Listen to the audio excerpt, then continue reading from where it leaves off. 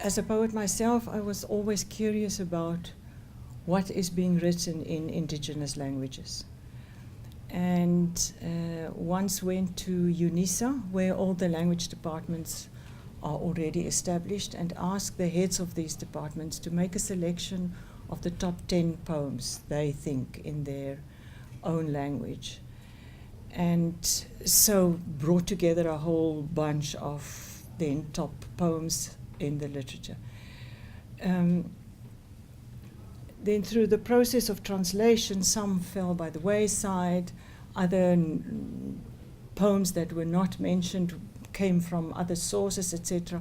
So in the end, it's a reasonable selection. It's not a perfect example, but it's an interesting selection of really some excellent poems written in indigenous languages.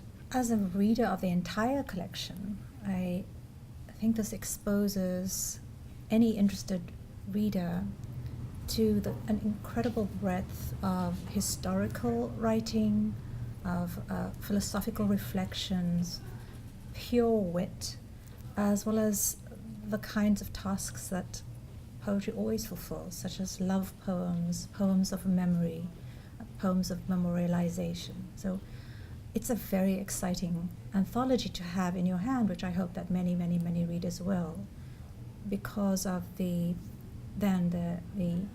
depth of exposure it will give to what should be a heritage for all of us.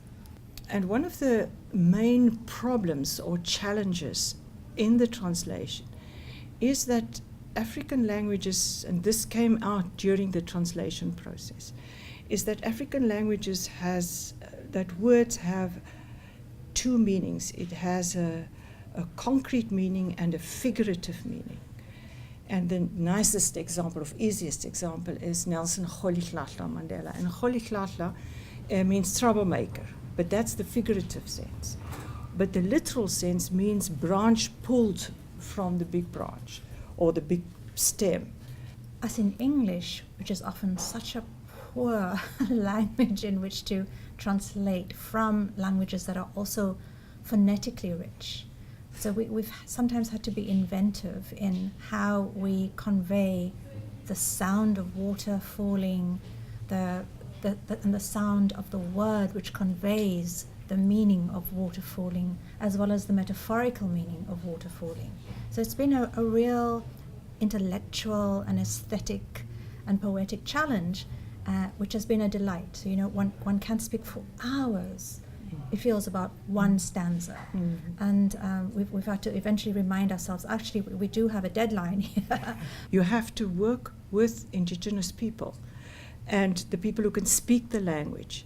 And it's absolutely fantastic in this whole exercise is that we run behind indigenous speakers with impoverished English to capture what they say, but this word is this, and you remember it's in this idiom, and it's in that mythology, and then you run behind towards, okay, but how will we put it in English?